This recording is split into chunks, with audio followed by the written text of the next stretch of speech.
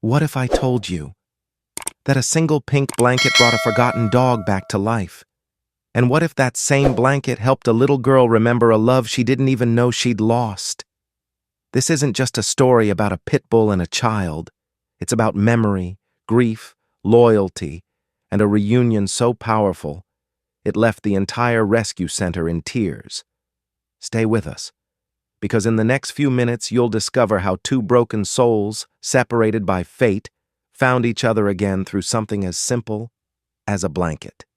And if you've ever believed in second chances, or the unbreakable bond between a child and a dog, then this story is going to stay with you long after the video ends. Welcome to Vale Marks, where every story leaves a mark. The rescue center stood at the edge of town, quiet except for the occasional bark or the rustle of wind through the trees. Inside the facility, kennels lined both sides of the wide, clean hallway. Most of the dogs were friendly, eager to greet the volunteers with wagging tails and hopeful eyes. But in the farthest corner, in a space deliberately made a little more private, lay Max. Max was a pit bull.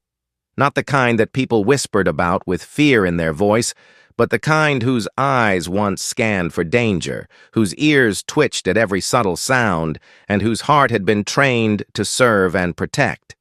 He was a former K-9, a hero with years of service. His muscular frame carried the weight of experience. His scars, some visible, some buried deep, told stories no one could hear. And now, he was just silent. Max had been brought to the shelter 3 weeks ago. His handler, Officer Miller, had passed away suddenly from a heart attack while on duty. Max had been found lying next to his partner's body, unmoving, refusing to eat or drink until the officers gently coaxed him away. Since then, he hadn't barked, not once. The staff at the rescue center had tried everything. They gave him space. They sat with him quietly, offering gentle hands and soft words. They brought him toys, different kinds of treats, even classical music to help him relax. Nothing worked. Max didn't lash out. He didn't growl, but he also didn't engage. He just lay curled in the farthest corner of his kennel, his eyes dull, his chest barely rising with each breath. One of the volunteers, Karen, a retired schoolteacher with a heart made of patience, had taken a special interest in Max. Every morning, she would sit on a folding chair just outside his kennel, sipping coffee and reading aloud from the newspaper, as if Max might one day chime in with his own opinion. She brought him a soft fleece blanket, light blue with tiny paw prints, placing it neatly on the concrete floor. Max didn't even look at it. "Some dogs just take time," the center's director, Luis, said. But even he was worried, because this wasn't just sadness. It was something deeper, something broken. Max refused every blanket they offered, and the team had tried many. Thick wool ones, heated mats, fluffy pet beds, even a blanket that had once belonged to another K-9 who had passed away. Each time, Max would sniff it once, then retreat back to his cold corner of the kennel, turning his back as if to say, "This isn't the one." "He's waiting for something," Karen whispered one morning. "Or someone." It didn't make much sense at the time, but no one could argue with what they saw. Max wasn't just grieving. He was holding out for something specific, something familiar, something that mattered enough to make him stop shutting out the world. The strangest part? Max's behavior had no pattern. He ate just enough to survive, drank when no one was watching, and stared into nothing for hours. Sometimes his ears would twitch at a sound no one else could hear. Other times he would rise suddenly, walk to the gate of his kennel, sniff the air, as if he'd caught a scent, a memory, and then, just as quickly, retreat. The rescue center was used to dealing with trauma.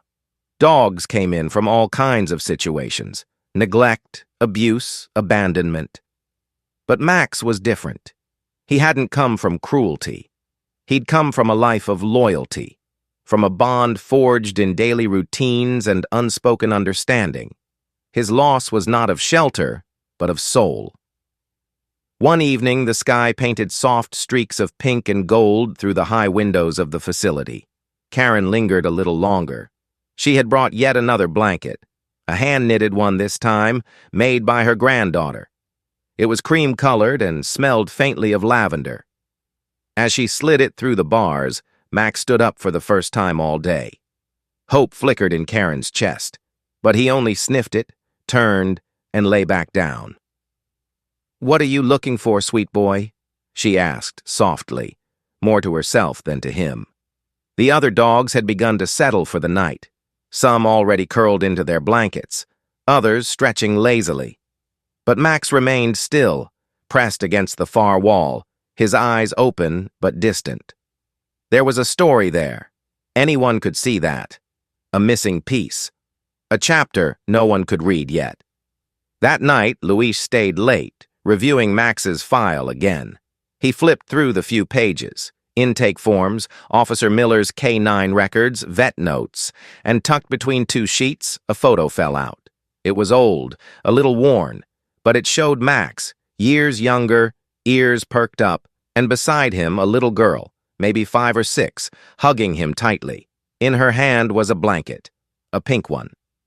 Luis stared at the photo for a long moment, then glanced toward Max's kennel through the security window. The Pitbull lay motionless in the shadows, his back to the world. But Luis could almost feel the echo of the bond in that photo, a connection stronger than commands or training. It was love. Real and pure. Somewhere out there, perhaps, the answer waited. A scent, a sound, a touch. Or maybe just a blanket. And Max, silent and patient, would wait as long as it took. Ellie didn't make much noise when she walked. She had learned over time that the world was quieter when she was. At just 10 years old, she was already skilled in the art of slipping through unnoticed. Whether it was the long, dim hallways of the orphanage she lived in, or the back fence that separated the children's home from the animal rescue center next door. Most kids at the orphanage didn't bother with the dogs. They preferred the television in the common room, the swings in the yard, or the occasional visit from a local church group bringing candy and toys. But Ellie? Ellie found peace where fur met silence. She didn't want games or sweets. She just wanted to sit by the fence, watch the dogs, and feel, if only for a few minutes, a kind of stillness that her life rarely gave her. She always carried a blanket. It was faded pink with frayed corners and a few tiny holes, stitched over time with clumsy little hearts. It used to be soft and smelled like lavender, but now it held only the faint scent of age and memories. It had belonged to her mother, the one person who had ever made her feel truly safe. Her mother had passed when Ellie was just 5. Cancer. Quick. Cruel. The kind of goodbye that doesn't give a child time to understand the word forever. The blanket was the only thing she had left from those days. Every night, Ellie wrapped herself in it like armor, and every day she carried it as if it were part of her. No one stopped her when she snuck into the animal shelter's back lot. The staff had noticed, of course. A small girl in second-hand jeans and a threadbare hoodie wandering among the dogs like a ghost with gentle hands. But she never caused trouble. In fact, some of the animals seemed calmer when she was near, especially Max. Ellie had noticed him on her first visit, the Pitbull in the corner, the one who never barked, never stood, barely blinked. She was drawn to him the way you're drawn to someone who looks like they might understand the things you don't have words for. While the other kids peeked into the kennels and giggled at wagging tails, Ellie stood still in front of Max, her pink blanket clutched to her chest, eyes wide with something between wonder and sorrow.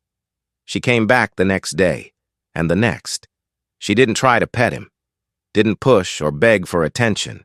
She just sat there, cross-legged, her blanket draped over her knees, whispering stories to the silence. "I think you're sad," she told him once, her voice barely louder than the breeze. "But it's okay.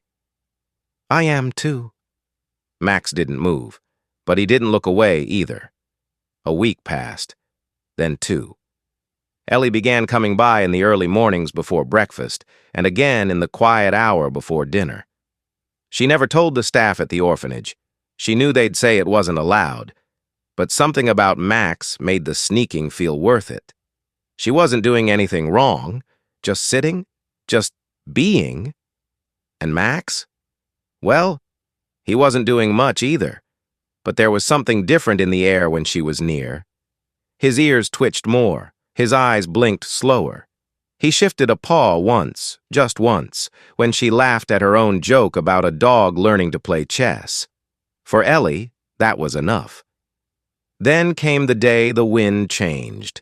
It had been unusually chilly that morning.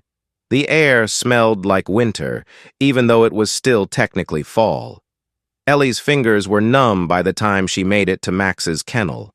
She saw him there, curled tighter than usual, shivering just barely, like someone trying hard not to. Something in her chest clenched. She looked down at the pink blanket in her arms. It was all she had, her comfort, her mother's smell, her childhood, her only constant. She had slept with it every night for 5 years, but Max looked cold. Ellie walked slowly toward the kennel gate, her hands trembling. "Hey," she whispered. "I know it's not much, but maybe it'll help." She reached between the bars, folded the blanket neatly, and slid it toward him. Max didn't react at first. He sniffed the air once, then again. Slowly, achingly slowly, he turned his head and looked directly at her. Really looked, for the first time. And Ellie, brave in her own quiet way, smiled through the tears she didn't even realize had formed. "I think you need it more than I do right now," she said softly. "It's warm, and it's been mine for a long time, but I want you to have it." She didn't stay long after that.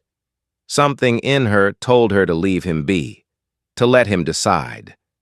Later that day, when Karen came to check on Max, she found him curled on the pink blanket, his body finally relaxed, eyes closed, not in grief, but in something close to peace. A miracle wrapped in fabric. And Ellie? Back at the orphanage, she lay on her bunk without the blanket for the first time in years. She hugged her knees to her chest, a chill creeping in. But not the sad kind. The kind that made her feel like something important had just shifted. Like maybe, somehow, she wasn't so alone anymore. At first, no one noticed.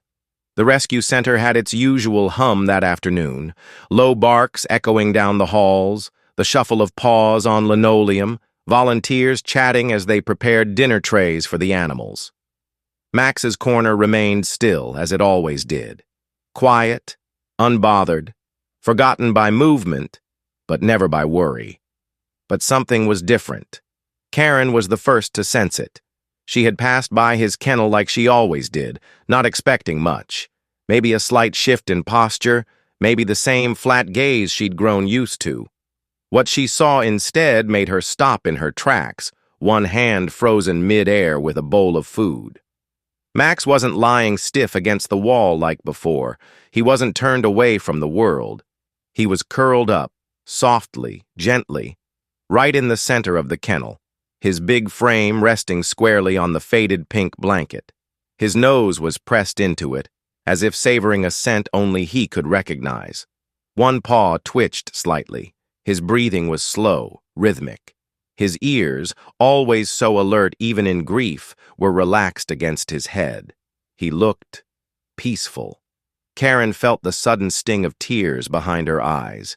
She put the bowl down and crouched by the gate, watching him for a long moment. "Oh, Max," she whispered. "You found it, didn't you?" Luis arrived minutes later, responding to the silence. The kind of silence that felt holy, almost sacred. When he looked into the kennel, his breath caught. "I've never seen him like that," he said. "None of us have," Karen replied, her voice shaky but smiling. The pink blanket, now flattened beneath Max's weight, seemed to glow under the soft lights. It was like watching a soldier finally lay down his armor. Max hadn't just accepted the blanket. He had surrendered to it, embraced it. It was as if he'd been waiting all this time for that exact fabric, that scent, that warmth. And now that it was here, the years of tension and loss began to melt from his body. In the corner of the hallway, barely visible, stood Ellie. She had returned to check on him, heart full of quiet hope, but also uncertainty. It wasn't easy giving up something so personal. The pink blanket had been her shield for so long. But seeing Max now, so at ease, so changed, it made her small heart swell in ways she didn't quite have words for. She pressed her hands against the glass and smiled.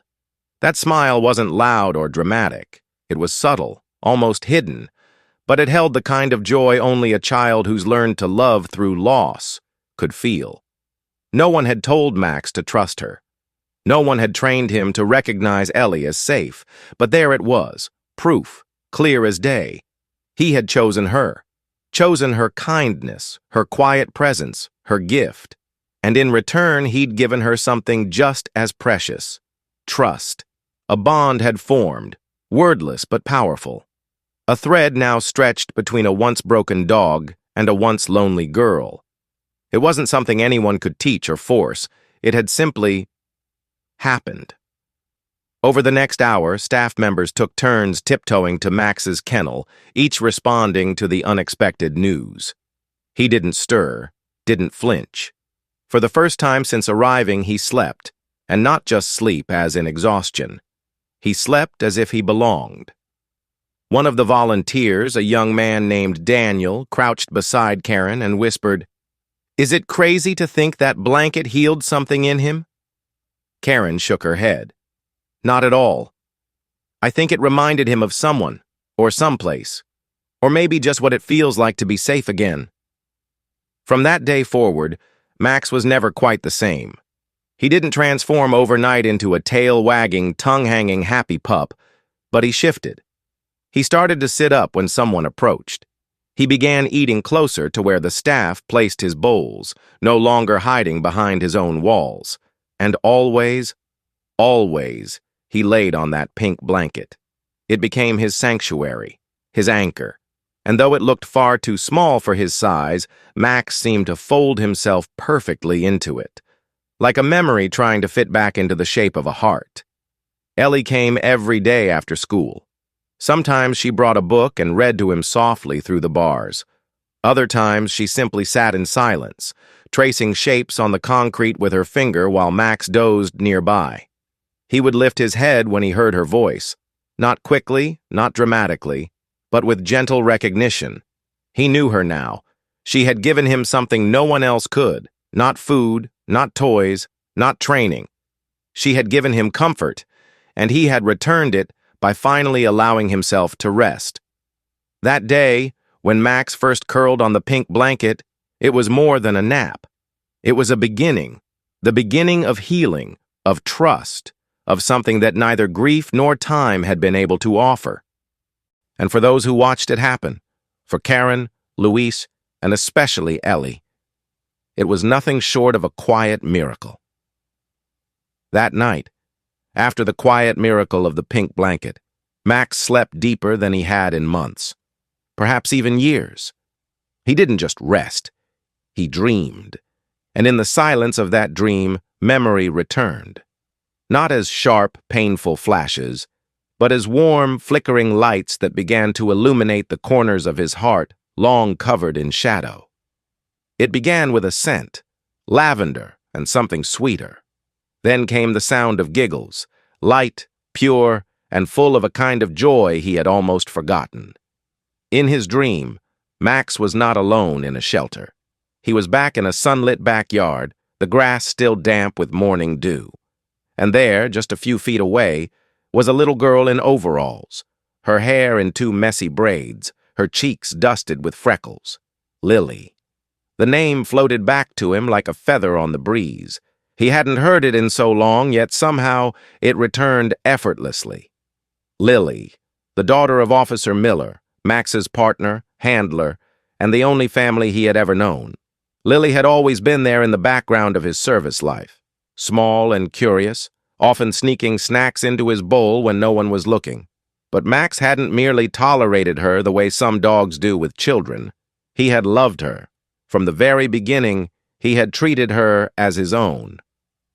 When she cried, he pressed his nose against her cheek. When she napped on the floor, he curled around her like a sentry made of muscle and warmth. She had a favorite blanket, too, a pink one, soft and frayed from years of use. She carried it everywhere, to the kitchen, the car, even outside to the backyard where she'd lie in the grass, nose to nose with Max, whispering secrets only he was meant to hear. He remembered one evening in particular. Lily had caught a cold and curled up in the living room next to him, wrapped tightly in that pink blanket. Her head had rested on his flank as her breathing slowed to the rhythm of his heartbeat. Officer Miller had looked on with a soft smile, whispering, "You take care of her, buddy." And Max had, with every ounce of loyalty in his bones. But life, as it often does, had other plans. The accident came on a rainy Tuesday. Officer Miller never came home from his shift that day. Max had stayed beside his fallen partner until the other officers arrived. After that, everything blurred. Lily's sobs, the strange new house, the people who tried to explain things that couldn't be explained. Max was transferred. Lily was placed into temporary care. And just like that, the world he knew vanished. He hadn't seen her since, until now. In his dream, Lily grew older. Her features shifted. Her voice matured, but the essence, the softness in her eyes, the gentleness of her touch, remained. The same essence Max had felt in Ellie. The way she walked softly, spoke in whispers, respected his silence. The way she offered her blanket, not just as fabric, but as a gift from the soul. In that moment, even within the dream, Max understood. Ellie reminded him of Lily, not because she looked exactly the same, but because something deep within her echoed everything Lily had been, kind, quiet, broken, and still loving. Max stirred in his sleep, a soft huff escaping his nose. The pink blanket beneath him smelled faintly like Ellie now, but also like Lily, or maybe the memory of Lily intertwined with the threadbare fabric and all it symbolized. The following morning, Karen arrived early. She paused outside Max's kennel, smiling when she saw him still curled up on the blanket, breathing slow and steady. But then she noticed something new. His eyes were open, not wide in alarm or wary with distrust, but aware, present, watching her, calm and alert. She crouched beside him, placing a gentle hand against the bars. "You look different today," she said softly. Max didn't move, but there was something unmistakable in his gaze. Recognition, not of Karen, but of the moment, as if a puzzle piece had clicked quietly into place. Later that day, Ellie returned. The moment Max saw her, his ears perked, just slightly, enough that Karen, watching nearby, gasped. Ellie approached slowly, as always. She sat beside the kennel and placed her small hands on the ground. Max stood up, stretched, and then, without hesitation, walked closer. Close enough that his nose touched the bars separating them. Ellie didn't flinch. She only smiled, eyes shining. "I missed you too," she whispered. And though Max couldn't speak, the wag of his tail, small, uncertain, but very real, was all the answer she needed. Something had awakened in him, something old and precious. Whether Ellie was Lily or simply a reminder of the girl he had once loved didn't matter. What mattered was the feeling, the bond, the quiet magic of connection rediscovered. That night, as Max lay once more on the pink blanket, he no longer dreamed in fragments. He dreamed in color. He dreamed in warmth. He dreamed, not of what was lost, but of what could still be found. Something had shifted in Max. That much was clear. Luis, the rescue center manager, had worked with dogs for more than a decade. He'd seen aggression turn to gentleness, fear melt into trust. But this was different. Max's transformation hadn't happened gradually. It had flipped like a switch the moment Ellie laid down that pink blanket. For weeks, Max had been silent, unreachable. Now he waited by the front of his kennel when Ellie arrived. His eyes followed her every movement, and though he was still quiet and reserved, there was an unmistakable light in him, a sense of recognition, not just affection, but something deeper, connection. Luis wasn't one to believe in coincidences, not when it came to animals, and especially not when it came to dogs like Max, those who had given their lives to serve and protect. He couldn't shake the feeling that there was more to Ellie and Max than anyone understood. So, on a quiet Thursday afternoon, while the staff cleaned kennels and the dogs napped in the late-day sun, Luis sat down at his desk and opened a fresh manila file folder. He wrote a name on the tab in tidy block letters. Ellie. He started with what little they knew. Ellie came from the children's home next door. She was quiet, polite, rarely spoke unless spoken to, always carried a pink blanket. No history of behavioral problems, no family came to visit. She was, in every sense, a ghost child, here, but not quite seen. Luis made a few calls.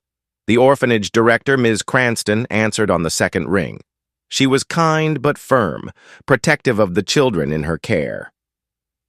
"I'm not asking for anything confidential," Luis said gently. "It's just the way Max responds to her.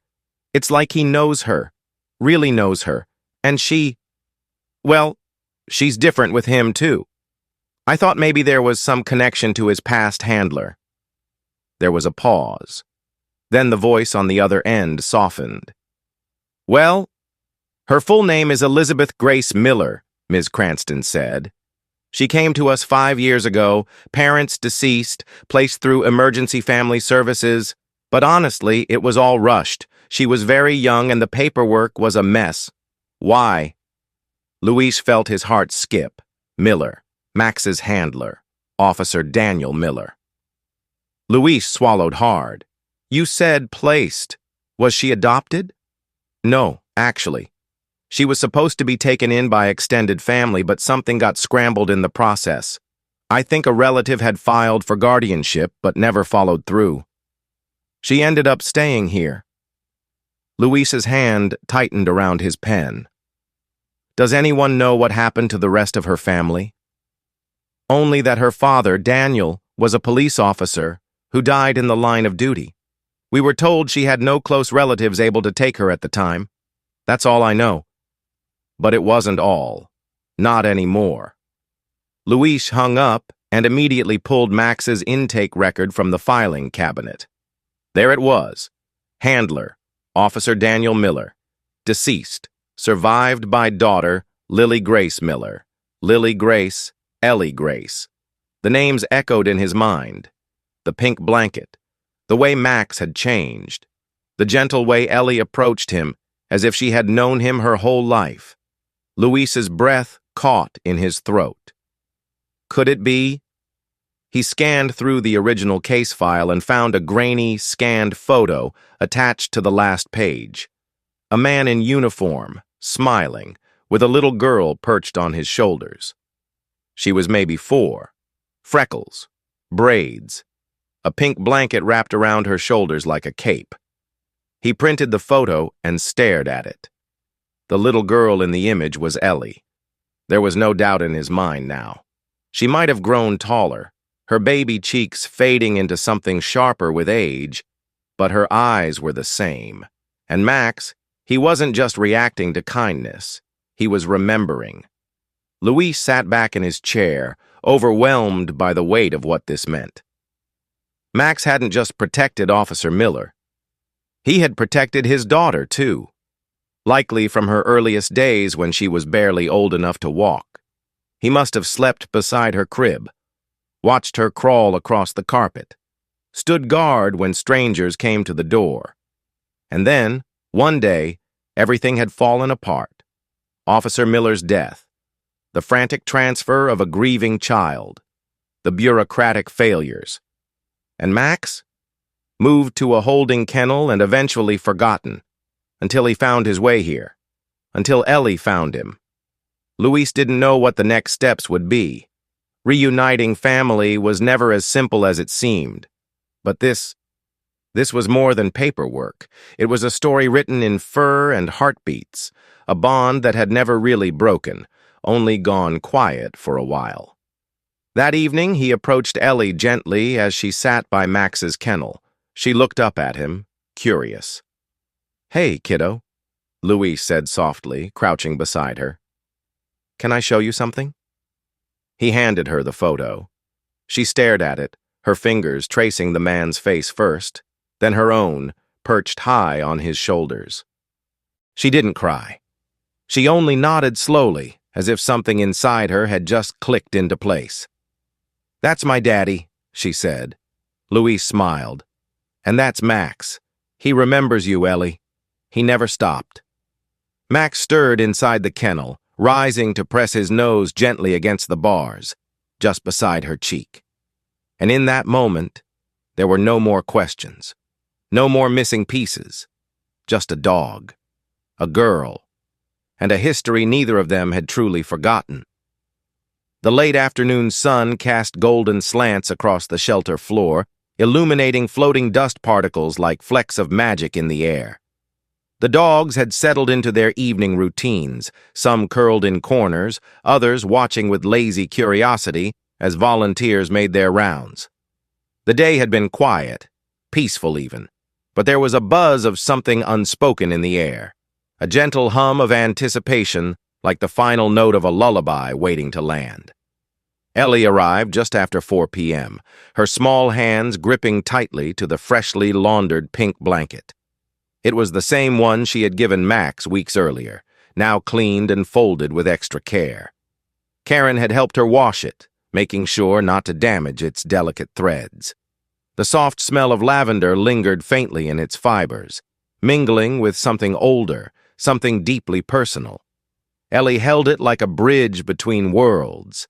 Luis had asked her to come today, not just to visit Max, but to step inside, to truly see him, not through bars, but face to face, heart to heart.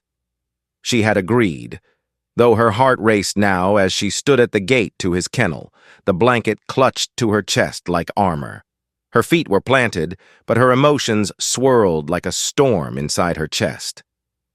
Karen unlatched the kennel door slowly, giving Ellie a gentle nudge. "Take your time, sweetheart. He's been waiting for you." Ellie stepped inside. The room held its breath. Max lifted his head the second she entered.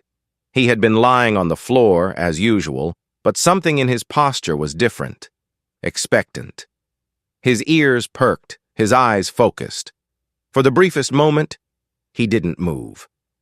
Then he saw the blanket, and that was it. Without hesitation, Max rose to his feet and trotted toward her, not cautiously, not with his usual hesitation, but with the urgency of someone finally seeing something they thought they had lost forever. Ellie didn't flinch. She dropped the blanket onto the ground as Max closed the space between them and fell to her knees just as he reached her. The impact was gentle but full of years of emotion. Max nuzzled his face into her chest, pushing against her as if trying to fold himself into her heartbeat. His body quivered, not from fear but from release, from the overwhelming comfort of being found. Ellie wrapped her arms around his broad neck, burying her face in his fur.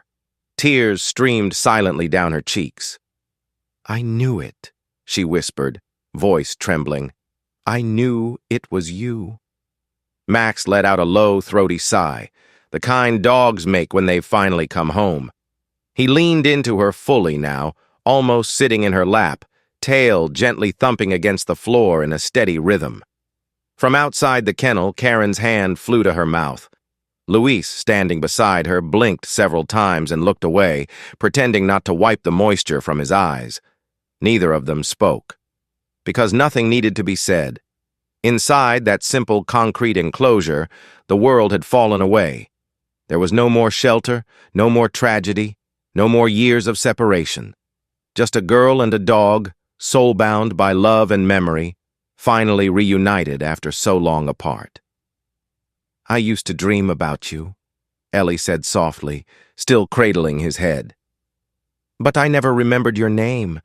I'd wake up and just feel warm, like someone big and strong was near me, but I didn't know who it was, until now."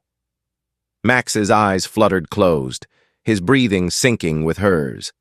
She stroked his ears, one hand resting on the soft fur between his shoulders. "You were there when I was little, weren't you? When everything got scary. You used to curl up next to me at night." He let out a soft huff, almost like a reply. Ellie smiled through her tears. "You kept me safe, even when I forgot who you were." The pink blanket now lay beneath them both, creased and warm, the way it had once been years ago in a very different home. But in this moment, it felt like the same place, like time had folded itself inward just to let them meet here. Luis finally spoke, his voice thick.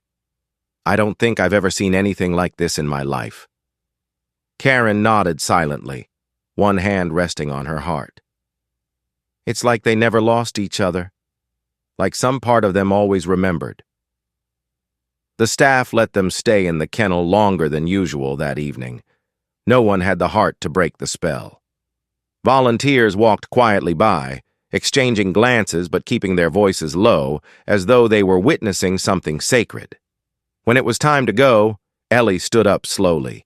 Max followed her, his body close to hers like a shadow made of devotion.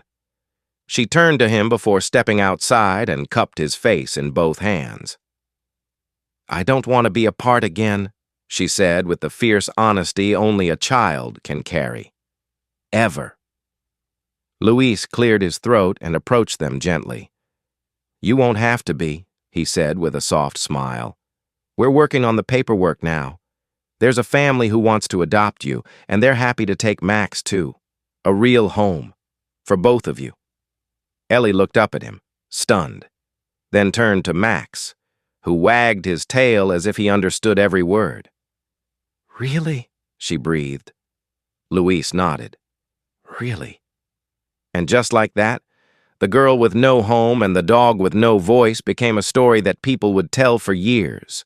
A story about love, loyalty, and the way the heart remembers what the mind forgets. That afternoon, in a small sunlit kennel, two lost souls didn't just find each other again, they found their way home. The house wasn't grand. It didn't have marble countertops or towering staircases, but it had wide windows that let the sun pour in every morning and a wraparound porch that caught the soft pinks and oranges of every evening sky. More importantly, it had warmth, an unspoken kind of comfort that settled deep into the walls and stayed there. This was the place Ellie would now call home. The adoption had gone through faster than anyone expected. Maybe it was the way Ellie lit up when she spoke about Max, or the way Max stuck to her side like a guardian angel in fur. Or maybe it was simply the way the couple, Samantha and Joe, immediately understood what the two of them needed. "We're not just adopting a child," Joe had said during the home visit. "We're adopting a family." And so they did. The one condition Ellie had shyly whispered to the caseworker was simple. "Max comes too. No Max, no move." She would have stayed at the shelter on the floor if she had to, just to keep him close. But Samantha and Joe didn't need convincing. In fact, they'd built a special corner of Ellie's new bedroom just for Max. A large dog bed, fluffy and spacious, sat beneath the window, right next to Ellie's own bed. And in that space, neatly folded and waiting, was the now famous pink blanket. "It belongs here," Ellie had said, her voice soft but sure. That first night in the house, Ellie stood by the window holding the blanket in her arms. Max sat behind her, tail swishing slowly, as if waiting for permission to explore this strange, quiet place. "Come on," she whispered, patting the corner. "This is home now." He trotted forward and curled up on the blanket like it was the most natural thing in the world. Ellie lay down beside him, her arm thrown across his shoulders, the two of them breathing in sync, just like they used to, before the world broke apart and scattered them. From the hallway, Samantha peeked in and quietly wiped her eyes. The days that followed were a kind of magic Ellie had never dared to dream about. Each morning, she'd wake to find Max already alert, sitting at the edge of her bed, as if watching over her while she slept. They'd race down the stairs together, Max careful not to knock over anything in his enthusiasm, and share breakfast at the kitchen table, where Samantha always slid Max a bite of scrambled eggs when she thought no one was looking. School days were new to Ellie, but knowing Max was waiting for her when she returned gave her courage. As the school bus rumbled down the driveway each afternoon, Max would bark once, just once, then take off toward the porch, his tail wagging so hard it looked like it might lift him off the ground. After homework, they'd sit together by the fireplace. Ellie would read aloud, sometimes adventure stories, sometimes fairy tales, and Max would rest his head on her lap, his ears twitching at her every word. He didn't understand the stories, but he didn't need to. Her voice was the story. Her presence was everything.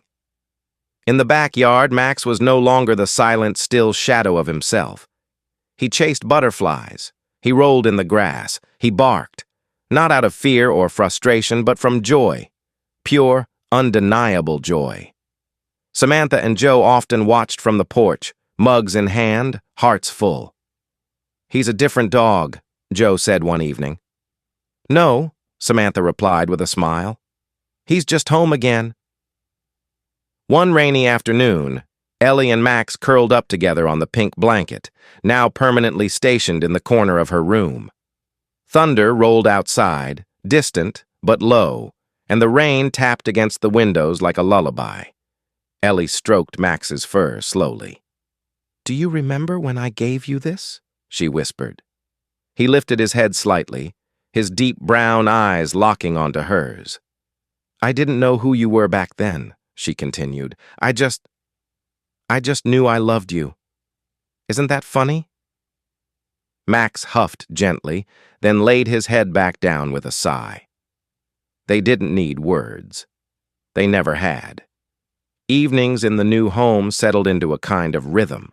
Dinner, laughter, story time, and finally, quiet.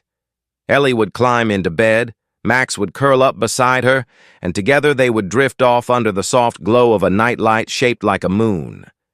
But there was one thing Ellie did every night before closing her eyes. She'd lean in close, her lips near Max's ear, and whisper the same words she had whispered on their first night together in the kennel. "You're not just my friend, Max.